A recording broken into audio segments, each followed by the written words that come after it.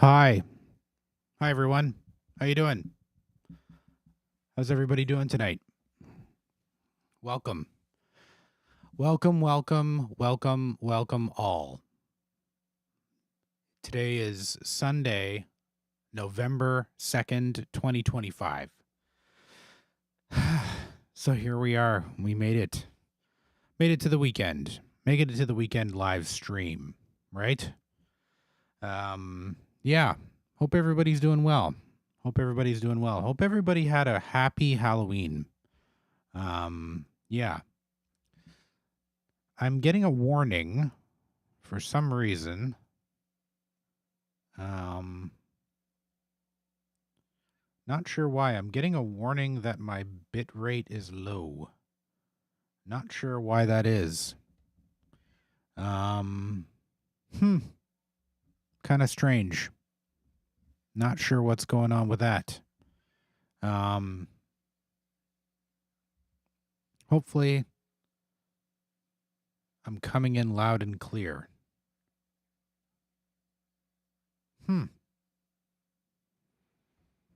a real pain. Anyway, hopefully I'm loud enough. Hopefully I'm coming in clear. Yeah, something's acting weird tonight. Not sure what is going on. I tell you, I have to say I'm getting nothing but problems. Okay, good. Glad to hear that. Yeah, I'm getting a warning from YouTube that my bit rate is lower than normal, I guess. I don't know what the thing is. Oh, I'll say hi to the... Yeah, great. Got Russ here. Awesome. Thanks for coming, buddy. Ed, as always, thank you for coming. Much appreciated. Yeah, things are going good. Hope everything is going well with you guys. Yeah, as I said, hope you had a great Halloween. It's daylight savings today. Or yesterday, I guess. Well, yeah, I guess it was earlier today. I had to take a nap. Today, believe it or not. Because, yeah, just, stuff. Anyway, so hope everything is going well. Things are going well over here. Got the preamp hooked up tonight. Man, it is a noisy little preamp, but I think we're gonna leave it for now. Really want to get a power supply kind of hooked up to this thing. I think it needs an external power supply. Yeah. Because I don't love the idea of populating all my samplers like the rest of the PCBs, and then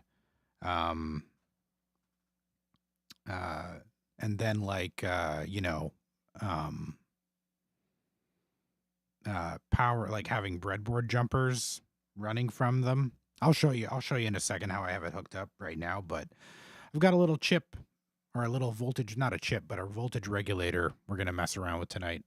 It's a LM317. This is a very common voltage regulator. The cool thing about it is that it's a variable voltage regulator, so it's not going to spit out one specific voltage. You can kind of tweak it to your liking, and so there's a lot of resources online in the data sheet that show you how to do the calculation, but I found a website that's like an LM317 calculator. It's going to help us figure out the resistor values that we need for it. And then, yeah, we're just going to hook up a little DC adapter. I got this adapter at the thrift store the other day, 99 cents. It's just like a 9-volt DC adapter. Should be able to power all the preamps on here. And then the cool thing is that if I want a little bit more gain, I can increase the voltage from here, right? So, or not, yeah, if I want to increase the output a bit. So we'll get to that in a minute. I got a couple things that I want to show you guys first, though. Got a couple donations to the channel. I'll show you in one sec. Kind of cool. Give me 1 second. I'm just gonna go grab them. Got some goodies tonight. 1 sec.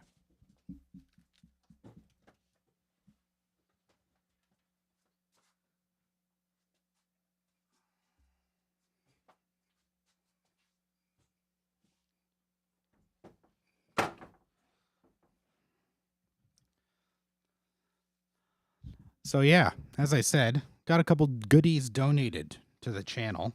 To the I guess to the channel. Got this little passive box nano patch, and I guess it's like just a 2 in, 2 out little master volume knob. Passive, completely passive. So that's pretty cool. It's got a mute button on it. So I guess, you could hook up a pair of speakers to it, which would be great, right? I think that would be really cool, right? Might hang on to this, or maybe we'll crack it open and see what it looks like inside at some point in the future. Thought that would be really cool. Then we're going to keep going here. We're going to keep going.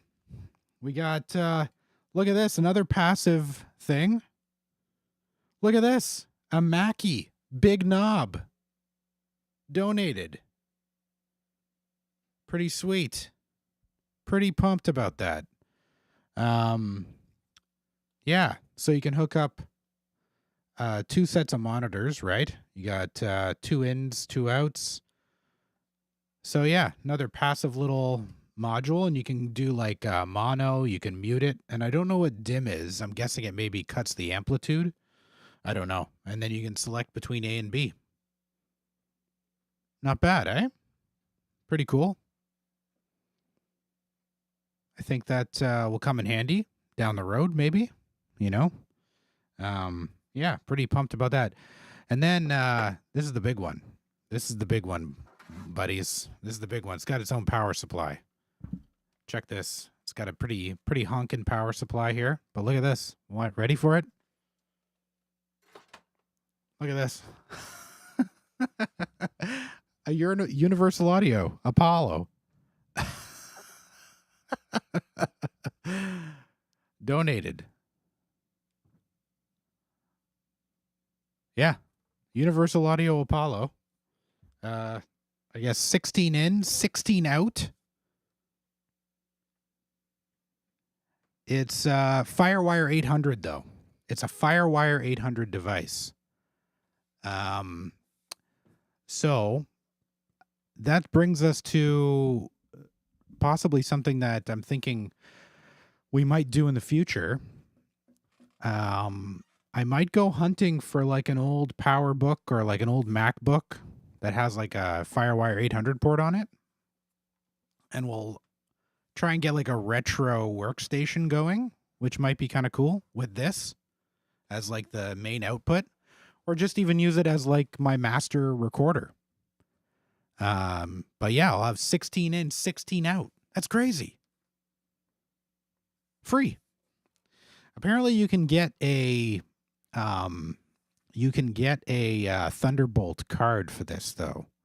And there's 2 versions. There's a Thunderbolt 1 version, which doesn't really which could be good. I might have to go looking on eBay for that, but they also make one that's a Firewire or a Thunderbolt 3, I guess, which is the same thing as like a USB-C connection for it. And from the research that I've done on it is that you can buy it and you can put it in this thing because it's got like a little port on the back. I'll show you this little door right here. You open that up and it's like an expansion card kind of thing. And you can chuck it in. You can put in the USB-C thing. And apparently it works, but it's not like officially supported. So that's the other route we could go. So we'll see. But pretty freaking pumped. Pretty freaking pumped. A freaking Universal Audio Apollo. Out of nowhere. Dropped from the sky. Unbelievable. Couldn't believe it. Couldn't believe it. Very touched. Very touched. So yeah, we're gonna see how I'm gonna kind of think about things and see what I want to do with it. But I think it could be really, it's not homemade, obviously, but it's a really good audio interface, and so I hate to throw it out. And it's one of those things, right? Like where, I mean, like like you're probably not going to be able to sell it, right? Because it's definitely not like it's not like a sought after device anymore, right? And so I'm kind of thinking like, why don't I just use it? You know? Um, I think it could be really good. I think it could be really, really, really nice. Um, yeah, I'm really excited. I'm really excited to have it. And yeah, so we'll see what happens. We'll see what happens. I would love to get it working. Um, Apparently it works perfectly, supposedly. So, I just got to find the right machine for it because I think the FireWire 800 port was only on Macs um, in a specific time frame. Pardon my ignorance. Is it for speaker systems like records and stuff? No, no, no, no. This is like a full-on legit like pro audio interface. So it has 16 line inputs and 16 line outputs. So you could patch this directly to like a 16, whatever, like a 16 channel mixer, right? So it's like, yeah, it's like a heavy duty real deal audio interface. Um yeah. Yeah. Yeah, like you could do like it could literally if I found the right computer for it, I could literally have it set up as sort of like my tape machine and just like have it in the corner. Doesn't matter if it runs it just has to run like a basic DAW, right? Like Ableton or um I don't know, uh Pro Tools or something, or even like Reaper. And then I just could record directly into that, right? I think that would be awesome. I think that would be really cool. So, yeah. So now I got to figure out what I want to do. I might go looking for a computer for it because, as I said, it's not easy to find FireWire 800 to USB-C that would work on my current laptop. So that's kind of out of the question. Or at least if you can, but there's like two dongles that you would have to hook up to the FireWire 800. So you would go from FireWire 800, which is the output on this thing, right, to a Thunderbolt 1, and then you have to find a Thunderbolt 1 to USB-C or Thunderbolt 3 or whatever they call it. I guess it's USB-C. So, and the problem is that the prices that I've seen on the dongles from FireWire 800 to Thunderbolt are pretty pricey. Like they're $150, and they're from places like AliExpress, from the stuff that I've seen in like eBay. So it would be kind of like it'd be a real shot in the dark, right? To see if it even would work. So I just don't know if I want to throw that kind of money at it just to see if it works when I know I could just buy a crappy older, Mac with a FireWire 800 port and throw it in there and it would probably work. And worst case scenario is I have an older Mac that I could mess around with. So anyway, pretty excited about it. I'm definitely excited.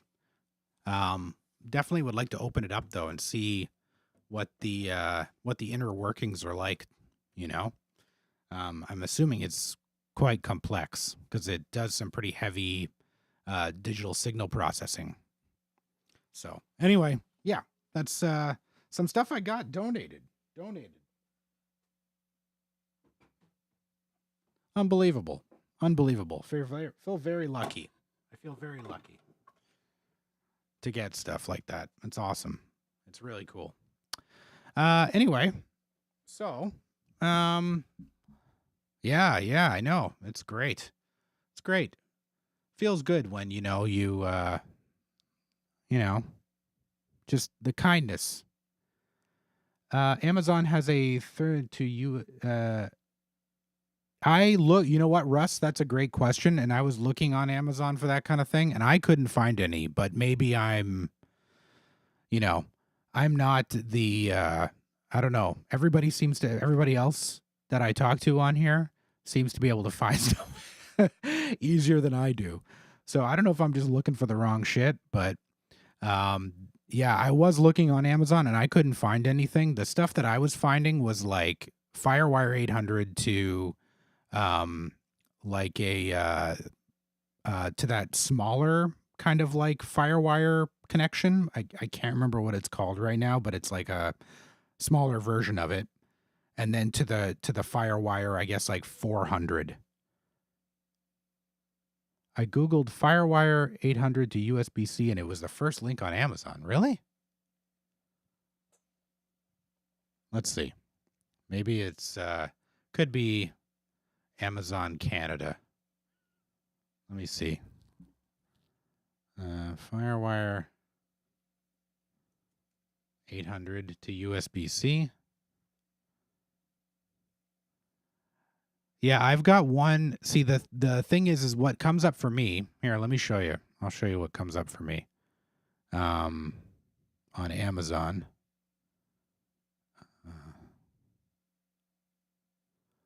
It could be. I don't know. Let me just move me out of the way for a second. I'll show you what I got. So when I do that, this is what I get. I get this dongle here, which is fine. That's Thunderbolt 3 USB-C to Thunderbolt 2, right? So, did I mute myself? Huh.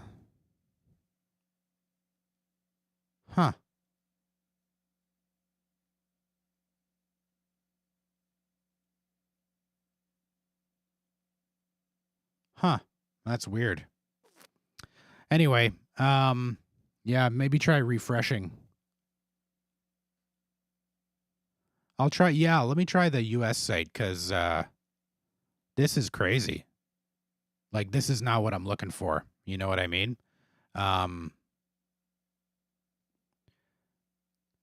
See, that's the mini display port. Yeah, this is all like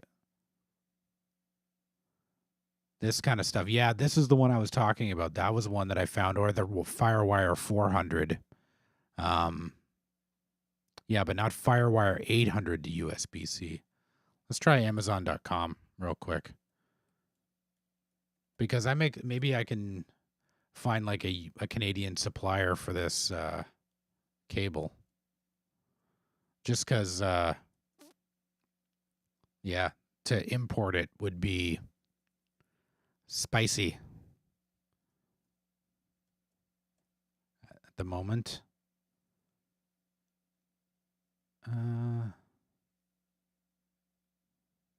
Yeah, see, I'm still not. What did you search for? Firewire 800 to USB-C. Yeah. Yeah, because I'm getting US. That's Firewire 4, like the 400. I need 800. 800 is the one.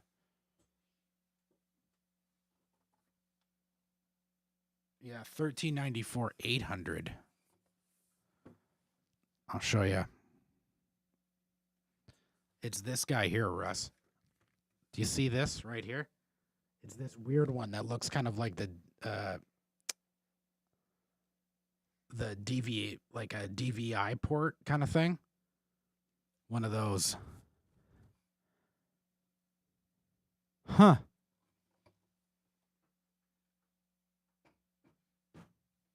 What the heck? Weird.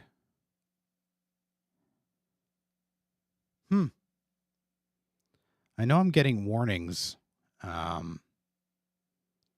Let me just check something real quick. Just give me 1 sec.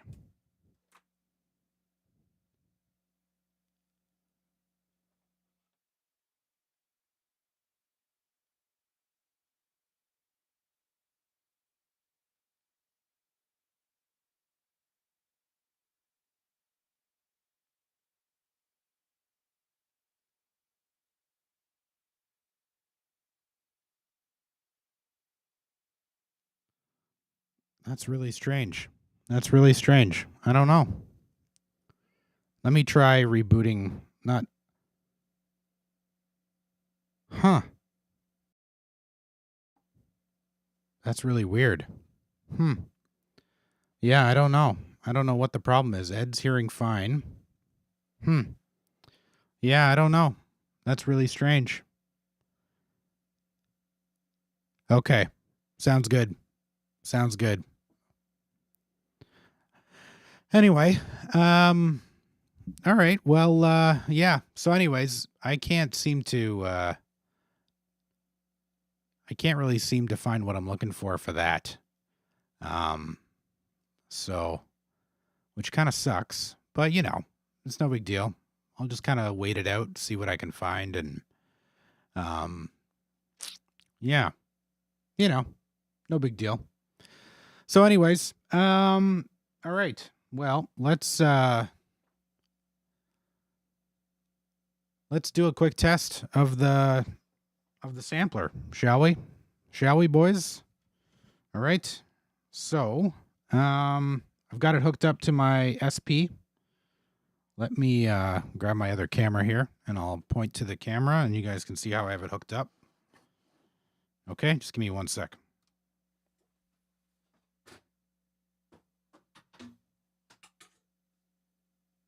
Not the SP. Why did I say SP? All right.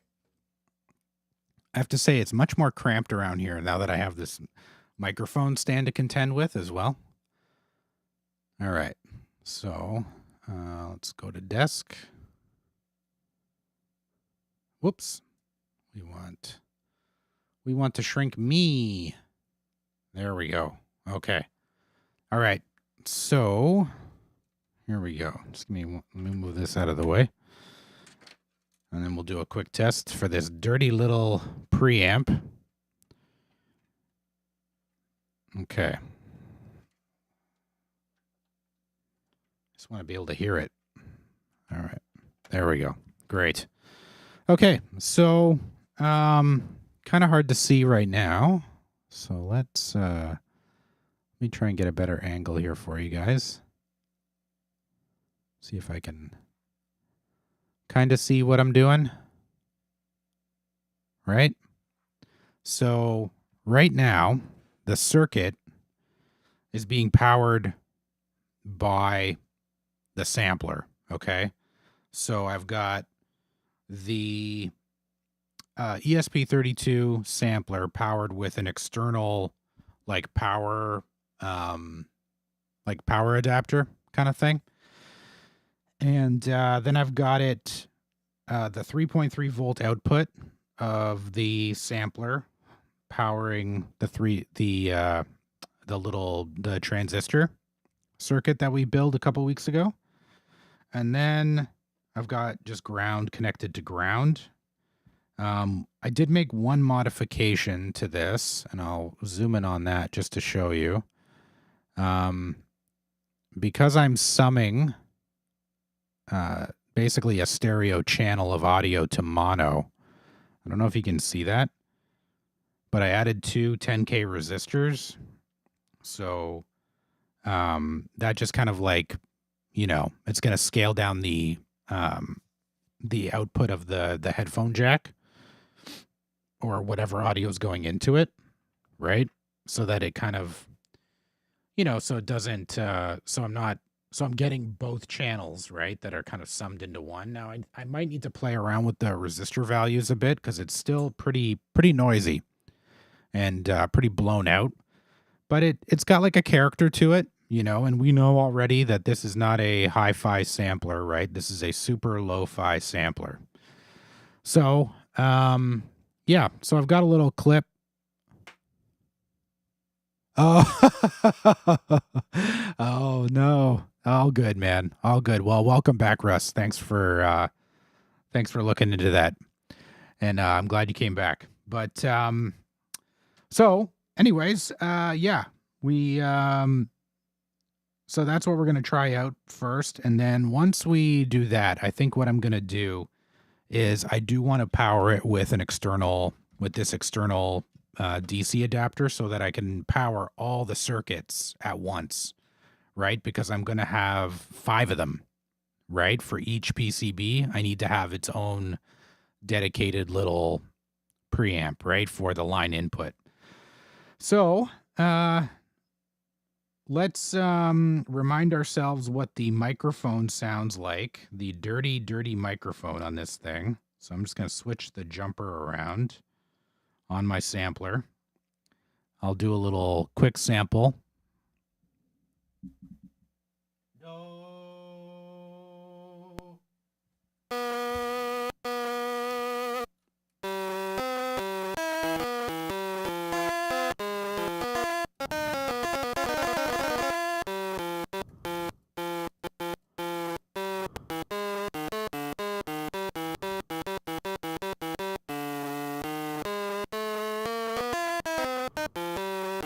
Right? That's our microphone. Whoops. Cha-cha-cha-cha-cha.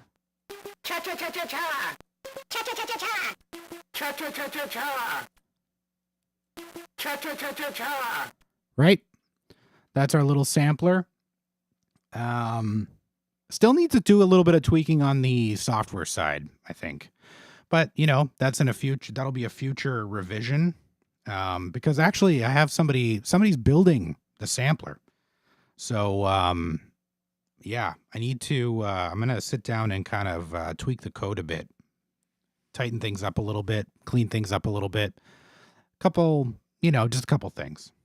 But now let's do the line in, and I've just got I'm just going to sample something from the interweb. Yes. Yeah. Silvio, Ed, is building the ESP32 sampler, which is really cool. He downloaded the Gerber files, and yeah, he ordered from PCBWay, and yeah, he's doing it. So I'm definitely going to update the software a little bit. Just a couple things. Talked about a couple things last time, and I think I've noticed a few things, little quirks here and there with the output of the sound that I'm 95% sure that is just on the software side. You know what I mean? It's not on the signal path out of the sampler. Cha-cha-cha-cha-cha. Cha-cha-cha-cha-cha. Right? Cha-cha-cha-cha-cha.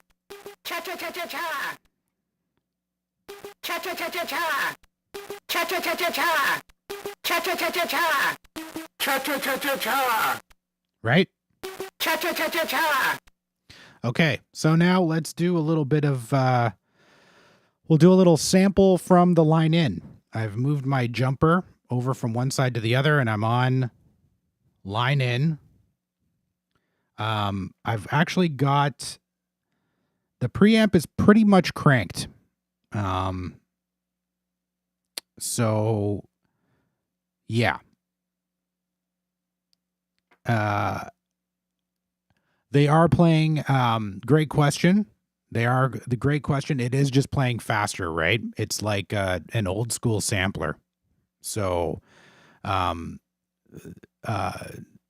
the sample length is actually getting shorter and shorter as the pitch goes higher, right? And it gets lower, it gets longer and longer. So I need to work on that's actually a couple of the things that I need to do is kind of like where it's sitting in the scale. I'd like to change that a bit and maybe figure out some sort of like maybe button combination that would allow you to control where you are in the kind of like in a scale range kind of thing. And then on sometimes when I'm sampling, I get this little like boop boop kind of sound, and I'm not sure where that comes from. So I need to work on my recording threshold. And I think I might have mentioned this before, is that I'd like to have it Yeah, exactly. Exactly, Russ. That's exactly what I'm thinking is like have some kind of button combination on here that would you'd be able to kind of like toggle, up to a certain octave or down a couple octaves. Because right now the lowest that I have on here is this. Cha cha cha cha cha. And the original sample, I believe, is something like cha cha cha cha cha.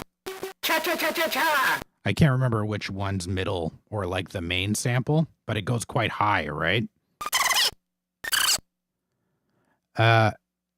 Is it like a pop artifact at the end? No, it's not. Well, there is a click at the end sometimes. Yeah, I mean, the thing is, right, is I'm trying to make these I'll just answer Ed first. The pop artifact isn't at the end. It is at the end a little bit, and I think that has to do with the fade that I applied to it. It's not quite the right it needs to go a little bit longer, I think, or maybe shorter, or maybe I need to figure out like the 0 point. I don't know. I still got to play around with it a bit. But you hear that at the beginning of the sample, like hear that go cha cha cha cha cha. Cha cha cha cha cha. It's like I don't know where that came from, but I think it has to do with how the recording threshold is because from what I remember, and it's been so long since I worked on the software side of this thing, so I need to remember exactly what I did, but I believe there's a buffer. I do have a cheap oscilloscope, yeah. And I can look at the output wave for sure. I do need to take a look at that.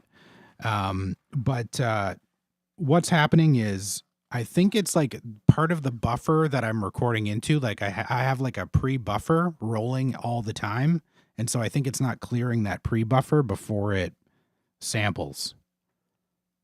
Yeah. Like I'm constantly recording, right? When I press record, it's constantly recording.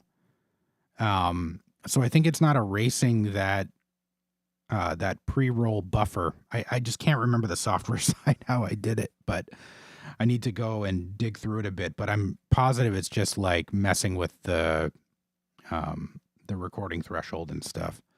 So I just got to get into that. I haven't had time to take a look at this. Like I've been so busy with other stuff for and projects and stuff. So I kind of work on this like once a week, but yeah, I got to get rid of it.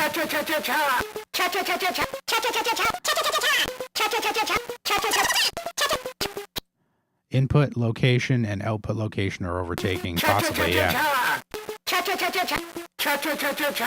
And yeah, Russ, about the LED thing, I had considered that I hadn't considered that actually. But I'm trying to make these work kind of like as is right now.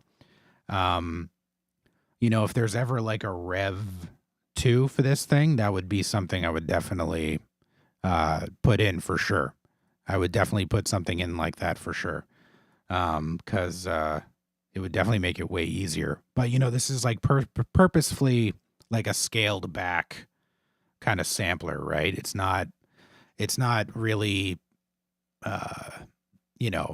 it's not meant to it's meant to be like super rough around the edges. It's not supposed to be like a real pro sampler or anything. So so let's get this sample. Let's just grab a sample and you guys can hear it. It's pretty blown out. But I need to do a couple other I do need to scope out what's coming in because I'm not sure I'm not sure if my offset is correct. But I need to show you how it works so far. So I'm just going to play a sample. I'm going to grab it. And that's done. What did you do? One sec here. Did I not grab that? One sec. Got it cranked. I got the headphone jack plugged in. Headphones are plugged in.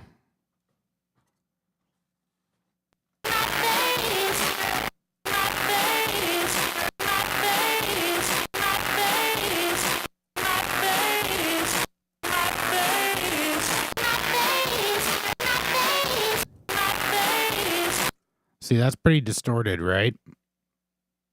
I think I can try and... I might need to put a filter on the input for that, too. Let me try grab another one.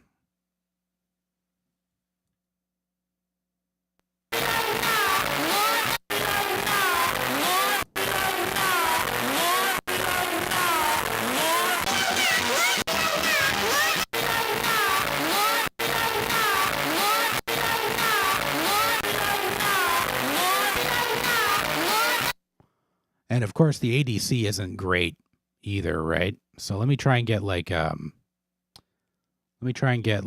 just a clean kind of like vocal, like with a master thing. Yes, there is a here, let me see if I can get. There is a the source is somewhere, Russ. Just give me 1 sec. If you go to 1 sec, I'm just gonna try and grab a sample here. Excuse me.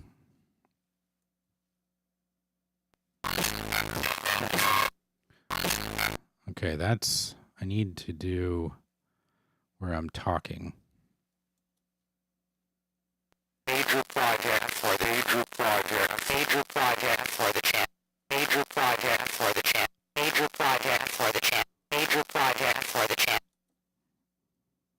People look at it a future vibes. People look at it a future. People look at it a future vibes. People look at it a future. People look at it a future vibe. People look at it a future vibe. People look at it a future vibe. People look at it a future vibe. Yeah, I'm not sure that my offset's correct there. Just give me 1 sec. I'm gonna try and find better. Maybe who does a lot of talking? Who does a lot of this person does a lot of talking.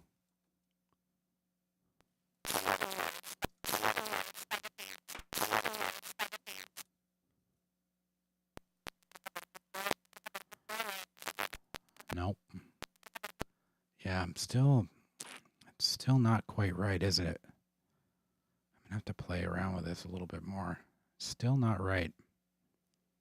I should be able to sample that. Should be plenty loud enough.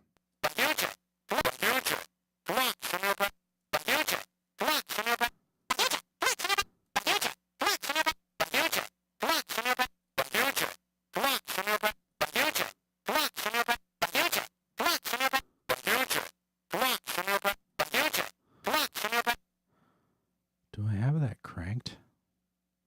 1 sec. But as you can see, it's definitely better than it was. Like, I wasn't even getting that when I was sampling from the headphone jack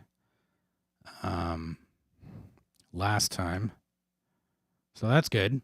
We're making progress. Let's try who has really good. Let's see if we can get really good. I'm really good.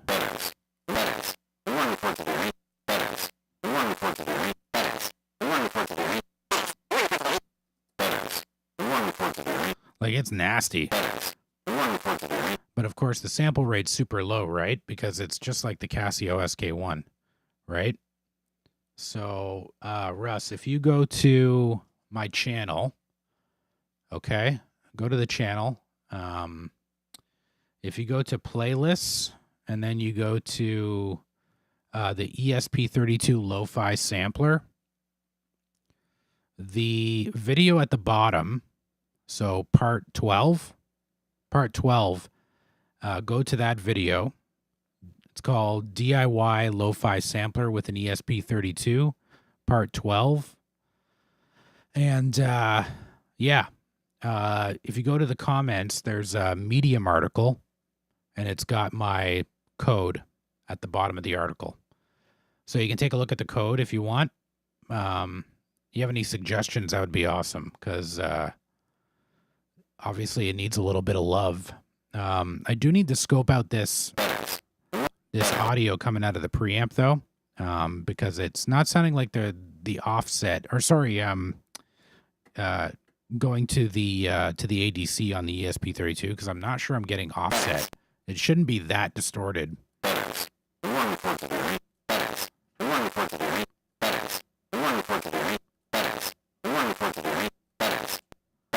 Right?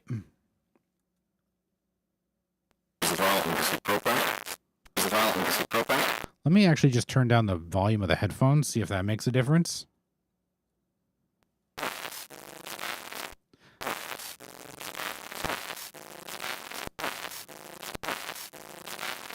Not really, eh?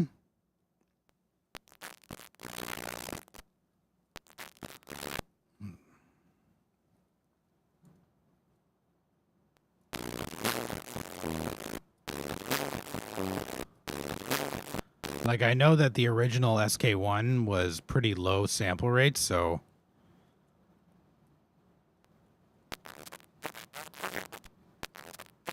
It kind of sounds like the sample buffer is exhausting before the audio stops playing, possibly.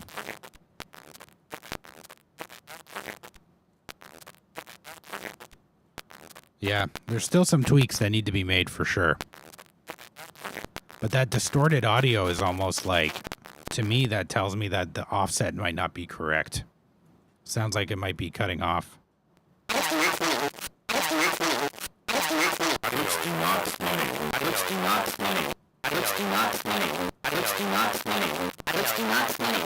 Anyways, it's better than it was, so that's good.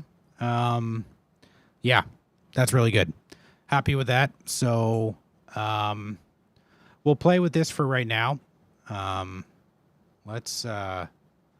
me just pull up the LM317 calculator, and then we can get the our power hooked up. Sorry about the background noise tonight. The butter. I got had to do laundry today, so there's a little bit of background noise tonight. I apologize. All right, so here's our LM317 calculator and our circuit that we're going to use. I'm just going to move myself out of the way so we can check that out. Okay. So I basically want to take 9 volts, right? I want to take 9 volts and I want to get down to, I don't know, 3.3-ish. So the cool thing about this is that, yeah, it works in a couple different ways. Like, you can enter in your resistor values, and or you can enter in the output voltage that you desire and click calculate, and it'll spit out the resistances you need. So we're just going to do that because it's easy. So click calculate, enter 2 values and click calculate, get the remaining value. Okay, well, let's do, I don't know, 1K, maybe 1K, let's say. Okay. So we're looking at 1.7K. What do I have? 1.8. Okay. I'm just looking at my resistor values that I have. So let's do that. That's fine. So, yeah. So I got, let's see what I got. I got 1K. I don't have 1K. I got 1.2. Let's do 1.2. See what that gives us. Let's get rid of that. 1.2 and 2. Okay, we can do that. So I got 1.2K. Or, sorry, yeah, 1.2K resistor. And a 2K resistor. Yeah. This'll do. Boom. Okay. So, let's hook it up. Pretty simple stuff. Where am I? I want to go to the desk, right? Boom. Okay. I'm going to move myself out of the way again. And then try and get a better angle so you guys can actually see what I'm doing here. I'm floating in the middle of the screen. I feel like I feel so floaty. Okay. Cool. All right, buddies. All right, so LM317. There it is. So we got pin 1 is adjust. So that's the wipe. You can either have a wiper of a potentiometer or our voltage divider, which is what we're going to do because I don't plan on varying the voltage output on this thing. I want it steady, right? And then pin 2 is the output, and pin 3 is input. Okay, so boom. We'll do that, right? So input is pin 3. So I've got my barrel jack wired up. And I'll do, I guess we should check and see what the voltage, what the orientation is of the barrel jack, right? So we got, looks like it's center positive.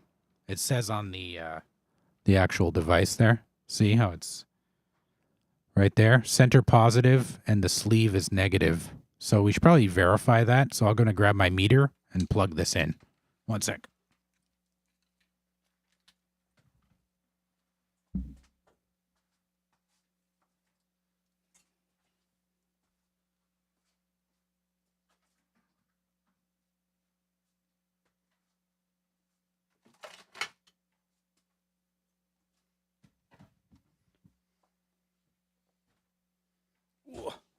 Oh boy, I'm shaking the table. It's so cramped with all these stands. How are you guys doing tonight, though? You guys get out for any Halloween festivities or what? I had to take the kids out for Halloween, trick or treating. Good time had by all. All right, so we need to verify that we're getting. So we need to verify that we're getting 9 volts. That it's center positive, because I did buy this at the thrift store, and you never know what people do, right? So got my meter on DC voltage mode, right? I'm going to put my positive lead into the center, right? And then my negative on the outside, and it should tell us 9 volts, 9.1 volts DC. Okay? So it looks good. We are good. And then we can plug it into the board. So the brown wire is going to be positive. Blue is ground. And plug it in. And let's just make sure that we're not mental. Right? Let me do this. Just turn them around so I have a test point on there. So let's just test that. Just to make sure. We just want to make sure, right? We're plugged into the wall. So, and we are at, oh geez, this is awkward. 9 volts. Okay, we're good. So we are oriented correctly. Okay. So, what do we need to do? We need to do R1. What did we say R1 was? 1.2, right? So we need to go, so we go from, so the output is on pin 2, right? So let's do that. We'll go pin 2 to a new row. So one leg in pin 2, the other into a new row, right? So that's our 1.2K. Then we got our 2K resistor, this guy here, right? And then we're going to go from that row to ground, right? Because we're doing a voltage divider because we're not using a potentiometer, right? So, word of advice, if you want a variable power supply, you just replace this voltage divider with a potentiometer, right? That's all you have to do. It's that simple. Okay. Yeah, it's literally that simple. So if you're into that, do it. If you need like 16 volts, you could do that, right? Or any voltage, I think, really. I mean, I think it goes from like 1.5 to, I don't know, 1.5 to like 35 volts or something. Don't quote me on that. Look at the data sheet, but it's something, it's pretty wide. And I think it can handle up to 1.5 amps of current. So pretty beefy. Pretty beefy little, it can handle a lot. It can handle a lot. So, we should unplug that. We don't need that plugged in anymore, right? And then we need to put our adjust pin, which is pin number 1. Let me just move that. So we got to go from our adjust to our voltage divider, right? So let's do that. Let's get a little wire. I got my little grab bag of wires here, right? So adjust to there, like so.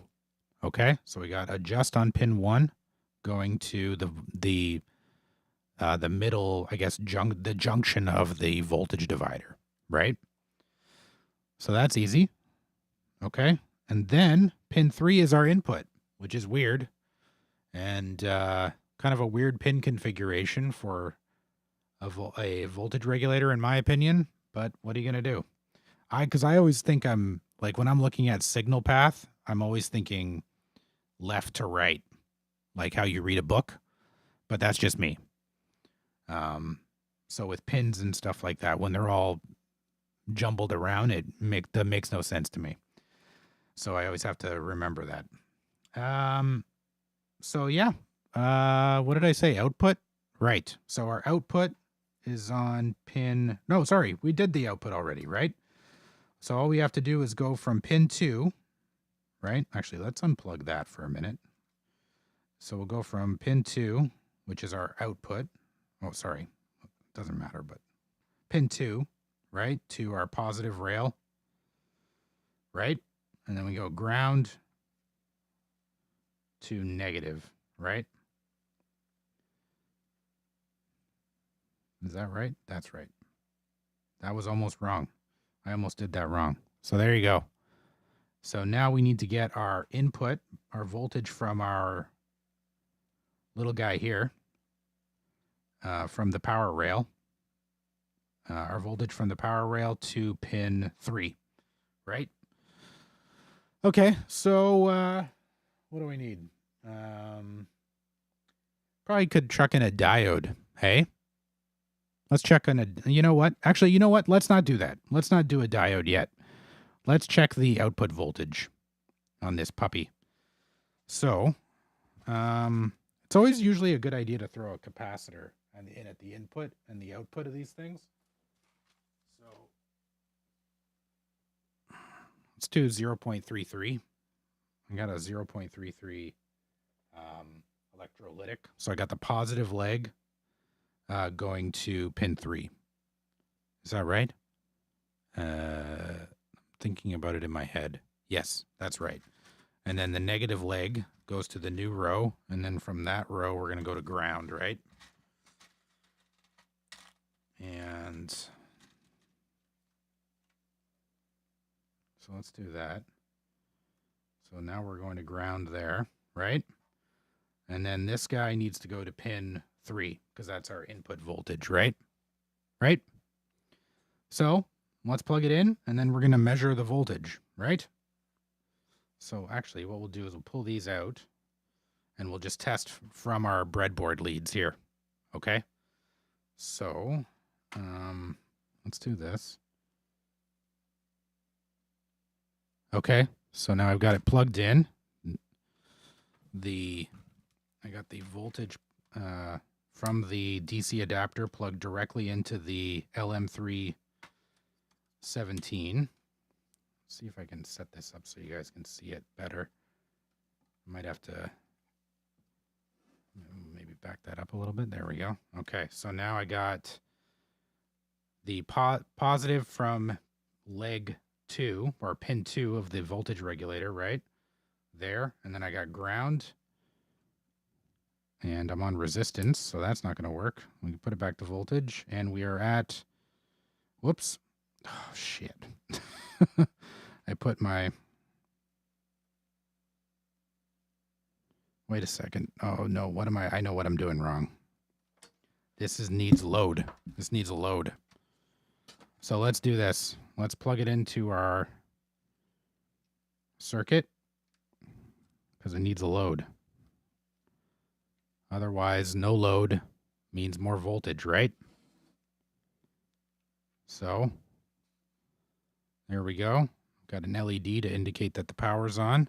So now I'm going to test voltage on this rail here because the circuit, the LM317 needs load, right? In order for it to register the correct voltage, right? So we're at 7. Do I have it configured properly? Oh, that's probably part of the reason. Bonehead.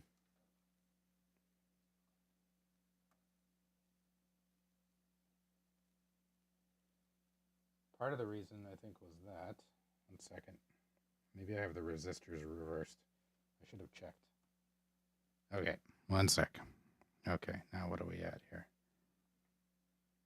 7 again. Okay, 1 sec. Okay, so we got, is that 1 point? Did I say 1.2? Let's do that one more time. 3.3 volts. That's right. Okay, and then, oh, that's why, because my voltage divider isn't hooked up even. That's why, because it's only got one resistor.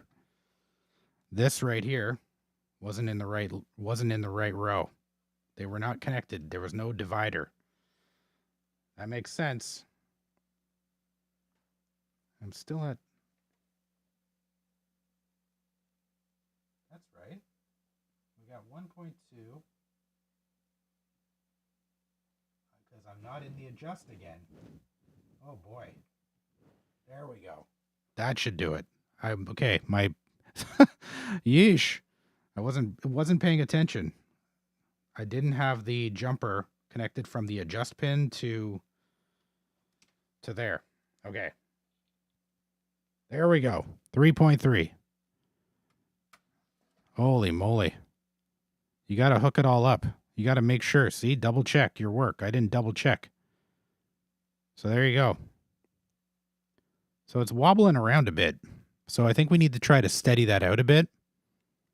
Now, I think probably a good way of trying to steady that out is we're going to throw some capacitors in the, we're going to throw some more larger size capacitors in the power rail along here. So I'm going to grab, I don't know, maybe something a bit bigger and see if it'll help level it out a bit. But as you could see, let me just show you one more time. You could see that it was kind of fluctuating. So, right? See how it's like 3.3, 3.2, 3.3, 3.2? We should probably, oh, no, because I'm in the way. Holy moly, Dave, jeez. Okay. Man. Jeez, Dave, you're so professional at these things. Okay. See how we're getting a little bit of a fluctuating value? It's kind of leveling out there. But, could be better. Okay. So we're going to try throwing in some, yeah.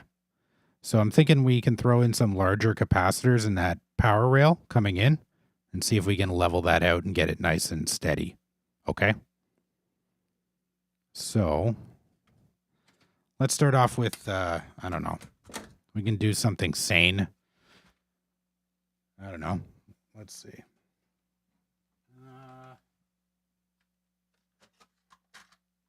Maybe a couple 220s. What do you think, Russ?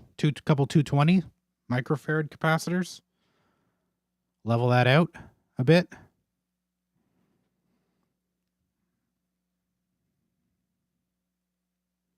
Maybe bigger. Maybe we'll go bigger. So we'll do that. And then we'll do maybe 2. Yeah, maybe bigger, eh? We'll see how it looks on the meter. Should probably look with a scope, but the meter will do us fine for right now. I have a really shitty scope. I've just got one of these little things, so they're not great. I really need to bite the bullet and invest in a decent scope. I really do. Yeah. Okay. So let's see how our fluctuation improves. Let's see if we can get it better. Still fluctuating. So I'm thinking we should try to increase that. I think we could still level it out a bit. I really do. Like it's going down. I mean, I'm not testing the best test point either. Let me grab a better jumper. Couple jumpers that'll make it a little bit easier to test. Give it more, not at least get the leads hooked on. Actually, you know what? I have alligator clips. One sec. For my meter.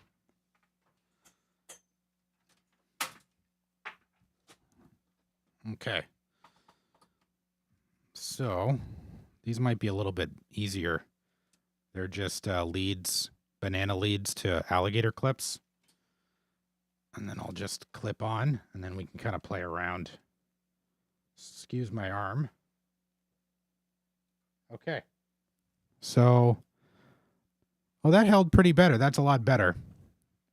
It's a lot better. It's way better. So 3.34, 4 or 5, whatever. It's not bad. Why don't we try chucking in another 220 and see what happens? I got an extra one here. Might as well. We'll just see what it does, right? Why not? So, yeah. There you go. Pretty good. That's pretty solid. So yeah, I got a 0.33 going from the input pin to ground here, electrolytic, and then I have 3 220. So not bad. It's holding pretty well. My thought is I might do a diode. I know I'll get voltage drop with that, but it's only what, 0.7 volts. So I've got a 1N 4001. So what's this? It's I think the voltage on it is 100 volts or something it can handle, and up to an amp. So this should be fine. But I'm thinking we just throw it at the input just to make sure that it stays, that we don't get any, crazy stuff. But yeah, there you go. Pretty good. I think that works pretty well. I also have, just for reference too, I've also got a 0.1 microfarad capacitor up here. This is just for, high frequency noise and stuff like that. Nothing crazy. Yeah. So that's about it. So, let's test it out with the sampler, right? Let's test it out with the sampler. I don't think it's going to improve anything on the audio side, that's for sure, but at least it will we'll get a good idea on whether it's, working well. So let's do a quick test here. It's going to sound pretty distorted and blown out, but as I said, we need to scope out the line in, right? And see what we're getting. So make sure that we're getting that offset. I'm not 100% sure I'm getting that offset right now. So it's kind of a bummer. Yeah, let's, what are we going to sample from? Maybe what's some good loud modern music that I could probably sample without getting a copyright strike? We'll just see here. Okay.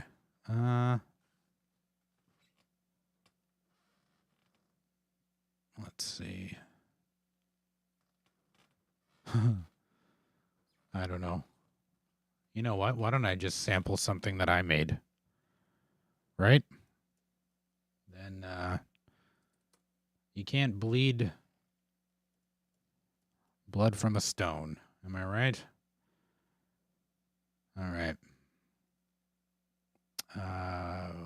What was I going by again? There. One sec. Oh, hey, there I am. Nice. Okay. Try doing this. Play this. It should be loud enough. So hopefully this works. I'm going to be...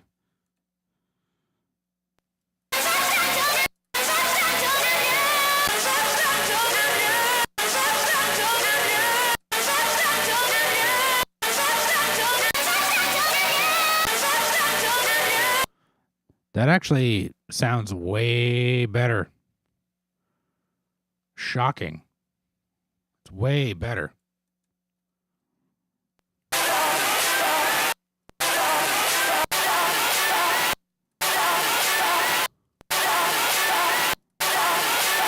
Yeah, Russ, I'm wondering if the power from the ESP32 wasn't really doing what it's supposed to.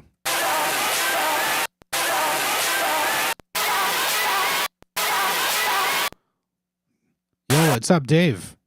Thanks for coming, buddy. Appreciate it. Nice to see you. Really nice to see you.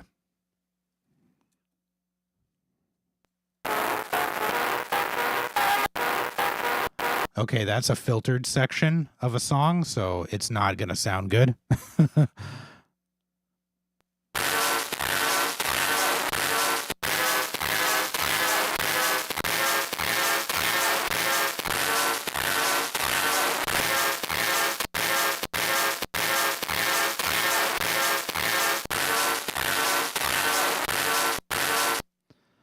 Yeah, not well regulated. Yeah. Yep, you're right, man. You're right. Hey, Russ, are you like, do you work in electronics, or is it a hobby, or I'm just kind of curious.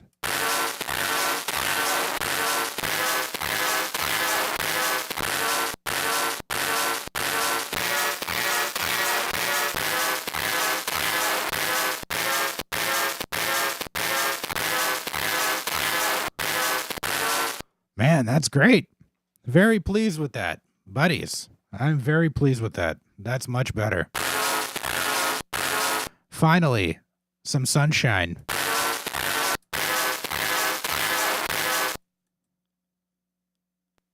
Oh, wow. That's awesome, man. That's so cool. That's so cool. Yeah, I just graduated from, I guess it was like 2 years ago. I graduated from an electronics technologist program here in Canada. And, yeah, I was doing like, I had planned on kind of going into industry and stuff, but just, a lot of manufacturing jobs and stuff around here, working in that kind of industry. And I really want to be doing more of this kind of stuff where, I'm making instruments and stuff. And, so I figured, this is where I want to be doing it, working for myself and figuring it out as I go and learning as I go and learning from people who know more than I do. And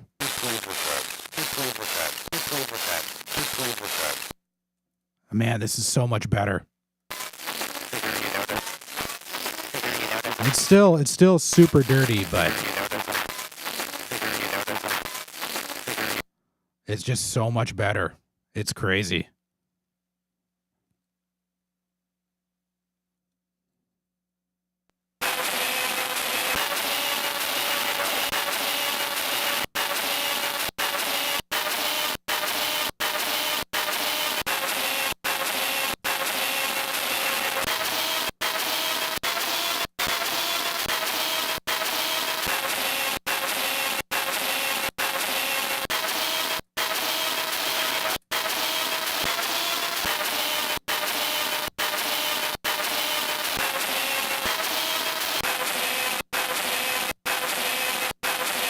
Oh yeah, I'm very pleased. Very pleased with that.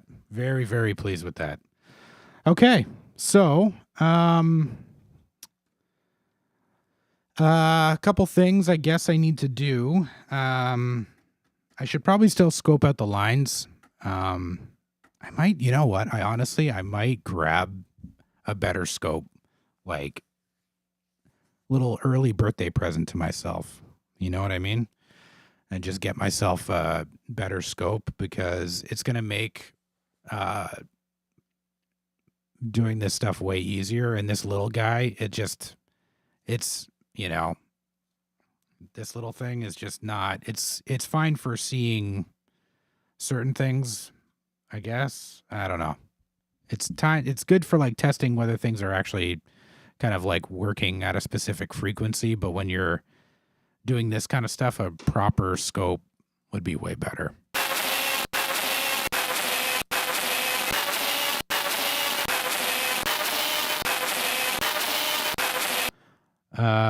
Yeah. Yep. Yeah, I'm gonna look into it and hopefully get one like ASAP, because I do need to get one. And yeah, I was thinking about maybe even just like reaching out to some companies and just being like, hey, you know, I do YouTube. Can I borrow one for a while? You know, indefinite. But yeah, I don't know. We'll see. I probably should just like buy one used and call it a day, right? But yeah, very pleased with that. Very, very pleased with that preamp. Sounds much better than it did. So, you know, I'm happy with that. I'm gonna have to be happy with it. You know, as I said before, it's not really meant to be like a hi-fi sampler kind of thing, right? So living with this is totally fine for me. It's going to be more of a character thing. And, you know, there's lots of outboard processing that I could still do. Oh, really? Wow. Yeah. I mean, yeah. I think I was using, I think I used a couple of those in college, and I also obviously the Tektronix stuff. I used a lot of that too. A lot of that stuff and, you know, some older HP stuff. But yeah, I should look into it. I need to do that like ASAP before I even do anything else, I think. I just want to be able to know what I'm looking at. You know what I mean?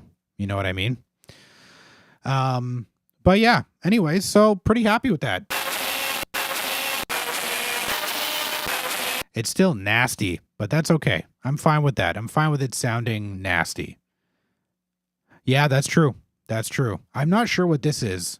I'm sure it's much lower than that. Like, I don't know what this little guy is at.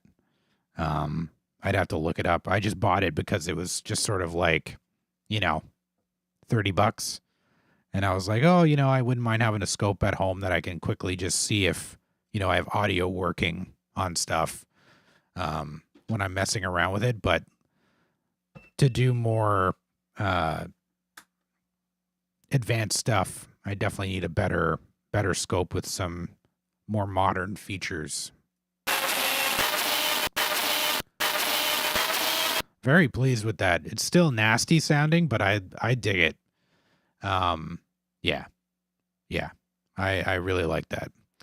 Anyways, so yeah, we got our power supply designed. So what are we gonna do? So next step, I guess, is I need to multiply this by 5, right? Because I'm gonna have 5 other ESP32 samplers, because I have 4 other PCBs, right? So I'm gonna get 5 of them done. I'll have 5 of them done, and then I'll be able to sync them all together and do like, be able to sequence some stuff. So, yeah, so I need this preamp times 5, right? So I'm going to have like a little bank of line-in preamps for this, for all of these modules, and then I'll just have little cables connecting to the 5 of them. Yeah, that makes sense. And then, I mean, I guess I could probably do, maybe I should do something on the output too. Even if it's just like a passive, like maybe some sort of like a passive high pass filter or a passive low pass filter, just to kind of be able to differentiate sounds a little bit easier. Maybe, I don't know. We'll see. But I'm happy with the progress that I made this week. Yeah, sounding way better with its own power supply. Yeah. You're absolutely right. Yep. And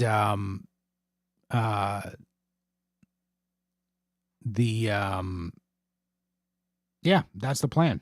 So next week hopefully, actually next week I've got to get at some point this week I have to order the rest of the parts for the other samplers because I am low on parts. Yeah, I think I need 128 buttons to solder the rest of these buttons. So on the other samplers, and then there's still like, how many? I don't know, 30 something more diodes to do. I did a bit already, but maybe next week will just be like a hang and chat and solder. Maybe. I don't know. We'll see. If I have time to do the soldering this week, I'll do the soldering. But yeah. That's kind of the plan. And then yeah. And then we'll start jumping into the what do you call it? The software side of things. Clean things up a little bit and get it running a little bit smoother. I really want to I'm going to have a couple I'm going to have like a couple things that I want to add on the software side. And also we need to maybe make a list of, maybe before I go, maybe we should make a list of things that I'm thinking of on the software side without adding any additional hardware to this, right? That might be a good idea. Let's do that real quick. So we have a good idea of what we're going to, what I want to accomplish on the software side when it's down the road, when I have all of these hooked up and I've got the preamps all done and stuff like that. I think it would be a, good, like, what do you call it? Like a sanity check. So let's, let me just open up let's open up a document and we'll just jot some stuff down that would be pretty cool. Based on the stuff that I've kind of experienced using the sampler already. So okay. So let me move out of the way again, and we're just going to make a quick list of stuff. And then I'll let you guys get on with your lives. Okay. So oops. Okay. So actually, let's do this first. Let's do So we need to, what's the current rating on that? One sec. I think they actually, no, I do know that it's 600 milliamps, for that, DC power supply that I'm using to power this preamp, this little single transistor preamp. That should be more than enough to power all 5. I can't imagine it being any more. I could definitely test the current draw on this. Maybe I'll do that at some point. But and I always have other 9 volt adapters if I feel like I need more current, but I don't think I will. I'd be shocked if I did. So actually, you know what? We should zoom in a bit so you guys can see. Let me zoom. So it's Apple, or yeah, Command Beak.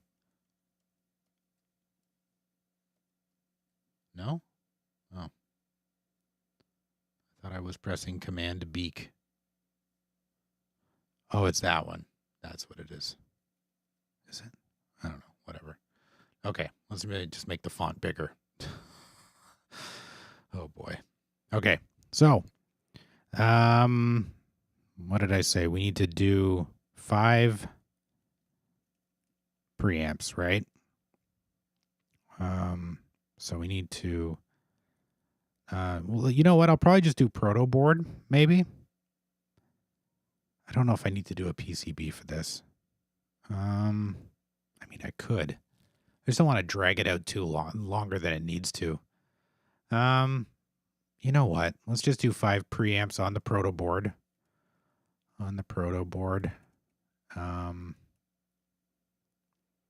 Or I guess perf board. Is that what people call it? I don't know. Perf board. So 5 preamps on perf board.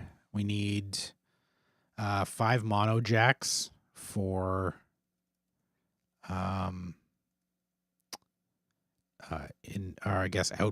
input and output. 5 mono jacks for preamp out.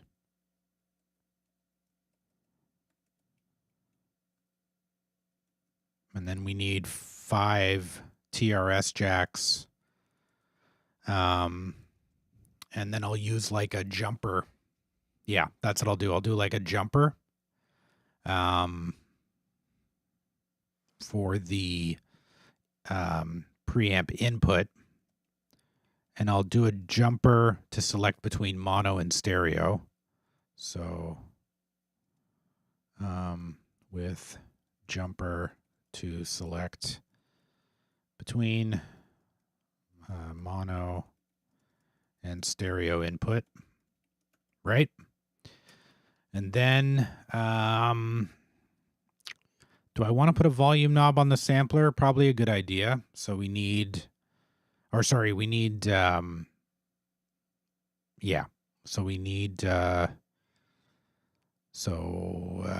mono jacks, because it's mono out of the sampler, and then we want mono out of each channel. So we need 10 mono jacks for, let's call it, I guess, like volume, for sampler volume channels, I guess you can call it. Sample volume channels. And then we wanted to say maybe a possibility of doing like a passive filtering on each channel, right?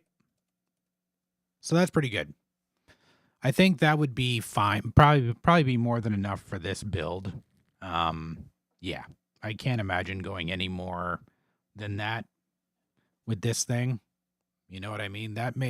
Having all that, being able to properly sample from a line input, being able to maybe just like adjust the volume as I'm kind of going out of each sampler, and having the ability to, like, you know, take off a little bit of top end, maybe try and clean up the bottom end if it's a little bit muddy or something like that. I mean, I don't think I need anything more than that for this thing. I think that should be more than enough. No, I think so. I don't know. Anything else would just be, it would just be taking on a way bigger, it would just be a way bigger project than I want it to be. Right. So we'll do that. That will finish the mixer. I guess you could call it maybe, I guess we'll call it like breakout mixer. ESP32 sampler breakout mixer. That's what we'll call it. I think that's a legit title. So we need to talk about software revisions. Okay, software, and I'll move myself out of the way in a second. So software revisions. So let me move myself to the top corner so you guys don't have to look at me there. Okay, so now I'm in the top. Okay. All right. So software revisions. We got, we want some sort of button combination so that we can define our MIDI in channel. So button combination to assign MIDI channel for each sampler, right? That would be good, because if I could just like hold down a button and then press like 7 and it would just automatically assign the MIDI in channel to 7, I'd be a happy camper. Right? Right? What else did I say? Oh, that was the other thing. I want some sort of button combination to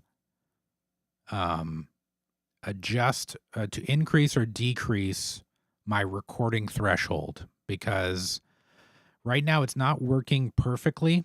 Before, it was working much better, where I was able to, where I would press record and the sampler would wait until it heard sound above a certain threshold and it would start recording.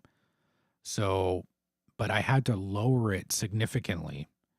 And I can't remember why I did that, but I did it, and I need to, and I would prefer to have it that I could adjust it directly on the sampler without having to re-upload code every single time. So we need a button combination to increase and decrease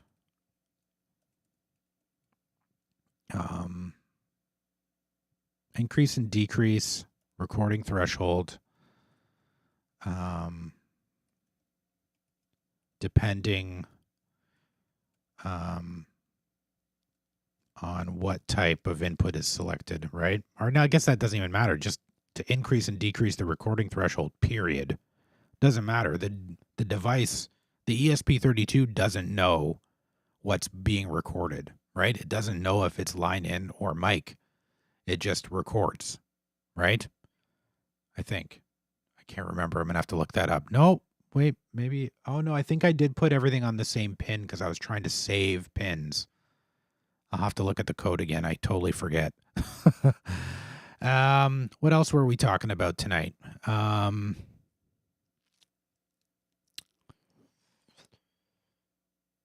Maybe a selector switch for what to adjust, then up and down. Yeah, we need to do, oh, that's right, Russ. Thank you. You reminded me. We need to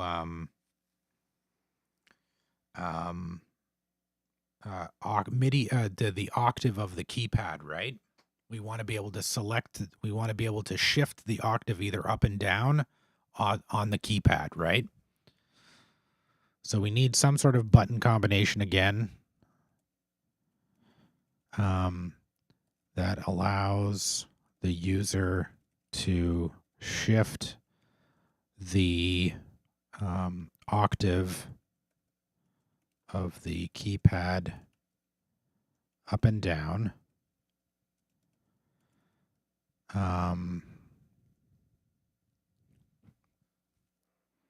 Yeah, I'm not going to be, like I said, in terms of like adding a switch and stuff, I'm trying to maintain what I've got here, right? So that's why I'm kind of sold on button combinations and because I have so many buttons, right? Let me show you a little closer look here, Russ. So as you can see, I've got tons of push buttons, right? Since those are normally only set once in a while, no need for dedicated buttons for everything. I'm not sure what you mean.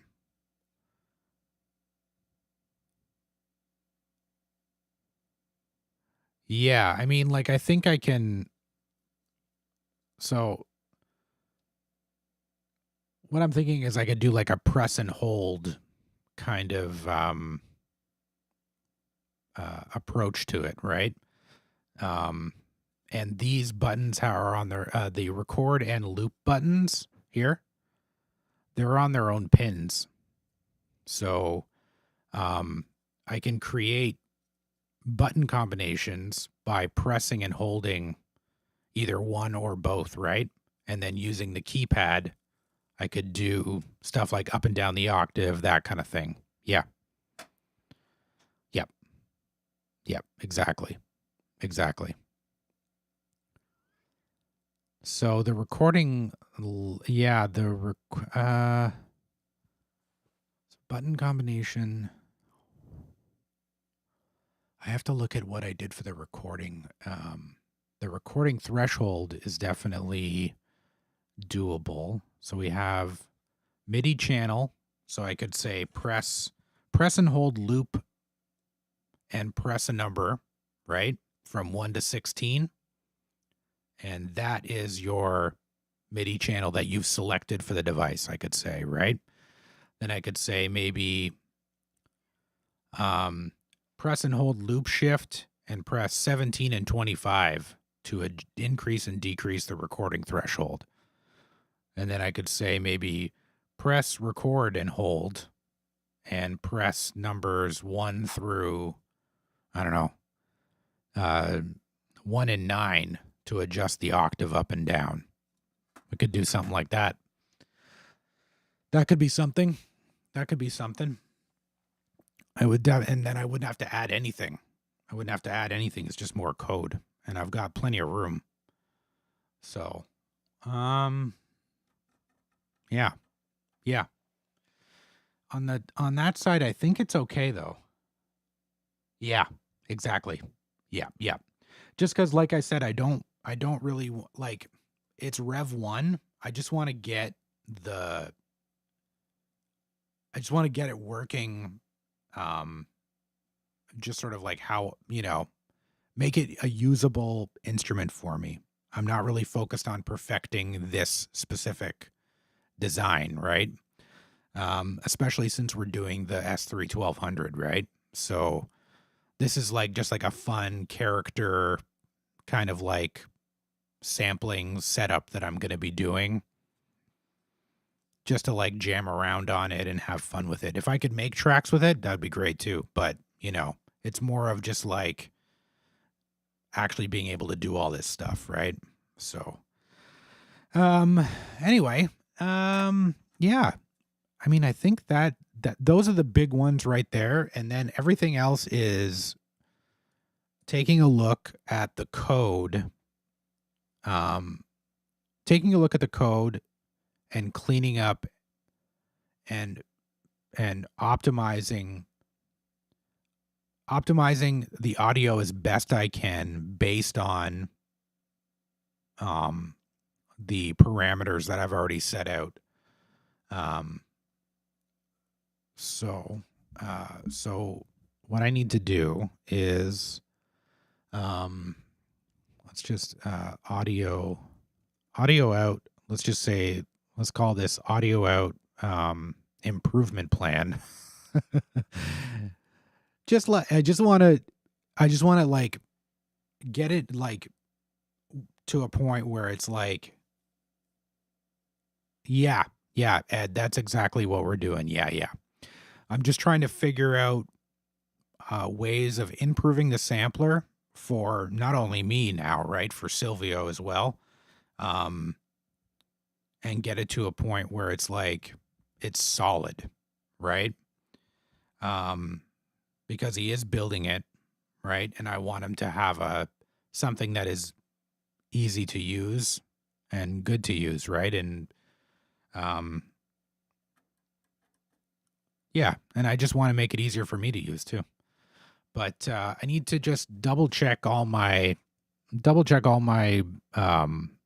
recording stuff, my recording code. I need to scope out the line input, specifically the line input, because the microphone module that I used on here has built-in offset, so that's good. We don't have to worry about the microphone. The microphone is good. But I need to scope out the line in to ensure that I have proper offset, right? Proper offset 0 to 3.3 volts, right? Oh, I thought of one too, is that I need to verify that my center pitch is pitched correctly. So what I need to do is I need to get, I have a little function generator, and I need to sample like a sine wave at 440 hertz, and then play it back on the sampler and then scope that out and make sure that my tuning is correct.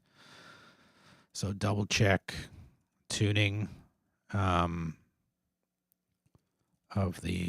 sample playback. Right? Right, guys? It's important. Double check, Dave. Double check. Double check recording code.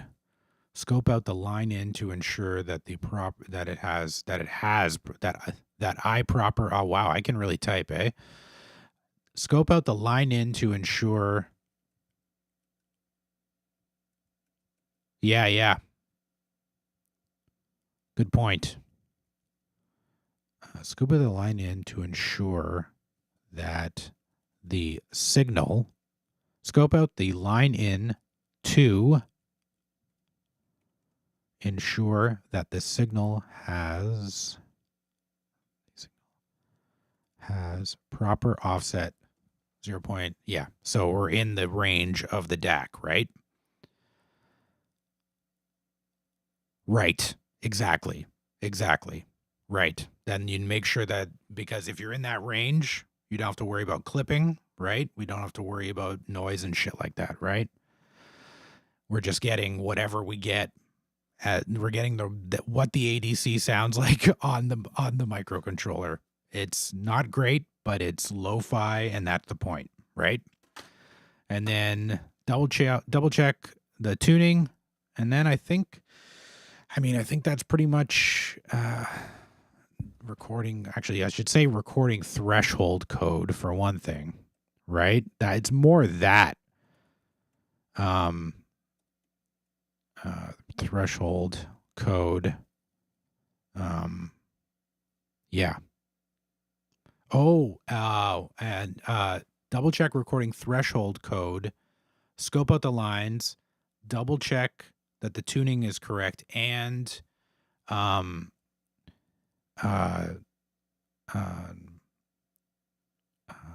what is it? It's not what do you call it? Make sure, or not make sure. So okay, hear me out on it's so the recording threshold, if it's working correctly, right, I should be able to hook up a drum machine to the sampler, right? Press record, and it waits. It sits there, right? I press a kick drum. Let's say I press a kick drum sample or I press a kick drum sound on the drum machine. It starts recording, right? So I don't have to do anything to the top of that sample, right? It should just play right when the transient starts, right? So it's the end of the sample. I need to make sure that it's properly chopped at a 0 point and the fade is applied appropriately.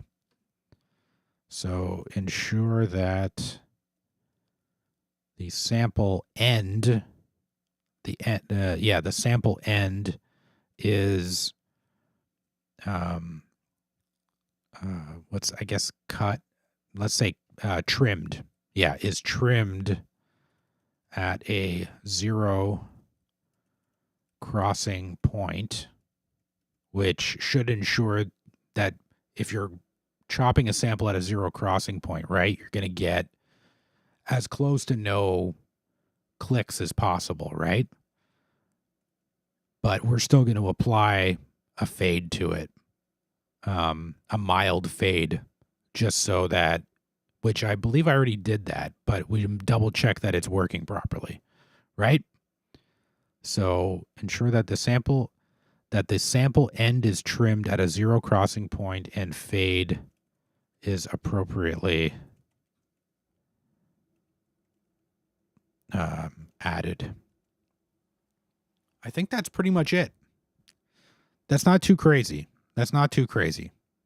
So that's just the breakdown of the stuff that we want to do for the sampler, the breakout mixer. So 5 preamps, right? 5 of the little emitter follower preamps, nothing fancy. I'm not building a Neve preamp for this thing. It's just boosting the signal, right? So 5 preamps on a perf board. So we need some kind of enclosure too, which, I mean, it could be anything. I'll figure out that later. So 5 preamps on a perf board, 5 mono jacks, right? With a preamp, with preamp output, right? Because the preamp out, we're going to have and then 5 TRS jacks with a preamp in. So we got preamp in, preamp out. And then we're going to have 10 mono jacks that we need for in and out of the volume channels. And I need to look into some sort of basic passive filtering if that's something that I want to do, which I think would probably be a good idea. Because some of the stuff that when it was recorded, it was sounding pretty distorted still, but you know, and having just like just being able to roll off a bit of the high end on some of that stuff would be great, right? Okay. And then we're talking software revisions. I guess it's kind of software revisions, but it's more user interface revisions, maybe. Let's call it user interface. User interface. Oh, sorry about that background noise, boys. Apologies. Okay, so user interface revisions. We got a button combination to assign the MIDI channel for each sampler. So that makes sense. I mean, I don't know how often I'm going to be able to, I'll need to change the MIDI channel, but it'll be a nice feature to have, especially for other people other than me. If it was just me, I would just like put a sticker on this and call it MIDI channel 1, right? But that's fine. And then button combination to increase and decrease recording threshold, and button combination that allows the user to shift the octave of the keypad up and down. That's good, right? Audio improvement, double check recording threshold code, scope out the line in to ensure that the signal has the proper offset, 0 to 3.3 volts, double check the tuning of the sample playback, and ensure that the sample end is trimmed at a 0 crossing point and fade is properly afoot. Perfect. And with 5 of them at the same time, different channels per. Exactly. That's the plan, Russ. And then I'll sync them all together because I've got a MIDI through, in and through on this thing. So I should be able to sync them up with, you know, like a BeatStep Pro, for example. So yeah, I think that's it. That's it. That's it. We did it. Yay. We did it. We are doing stuff. We did it. So, we made it. We are good to go. So, that's the plan. That's the plan. It's kind of fun having a little project to work on the live streams like this. I like it. I dig it. It's nice. It's like when you know, like when we were repairing stuff. Yeah, it's fun. It's fun to have something to work on the live streams and then also have something that I'm, you know, putting my other time into. It's great. It's great. Anyways, guys, I appreciate you coming out. I really do. And these Sunday nights are turning into a fun little night. I dig it a lot. And it's a good way for me to start the week. Yeah, because the kids go back to school and whatnot. So it's, it's really great. It's really great. Yeah, Russ, thanks for coming out. Ed, as always, thank you for coming out. Dave, appreciate you coming, buddy. Really do. Anyways, hope you guys have a great rest of your night, and I will see you on the live stream on Thursday, where I will be fixing the damage that I did to the tube screamer. And believe it or not, after I shut off the camera, another wire fell off. So that was great, but I know where it came from. Yeah. But it's all good. It's all good. We're going to get it all sorted out. Yep, we're going to get it all sorted out. I know I've figured it out. I took a look at the, I did what John suggested and went back and watched the footage like really, really slow. And I figured out, I'm 95% sure I know where the cable belongs. But that said, I do want to walk through the whole circuit and just make sure that everything is grounded properly, everything's powered how it should be, and we'll get that diagram up that we had, that kind of perf board layout one that we were looking at, and we'll get it fixed. We'll get it fixed, and I want this guy to be happy with this pedal, so. He's been waiting for it for a long time, and he's desperate to get it back. So I'm looking forward to getting it up and see what the range of that 500K pod is. I've never played a pedal like that before, so it's pretty cool. Like Tube Screamer before. I've always played like just more distortion pedals. Although that's not true. I also used a blues driver for a while. But yeah. So anyways, I'm just rambling here, so I'm going to let you guys go, and enjoy the rest of your night. Enjoy the extra hour of sleep for those of you who have done daylight savings, and I will look forward to seeing you Thursday. Hopefully you can make it. Okay? Great night. Thanks, guys.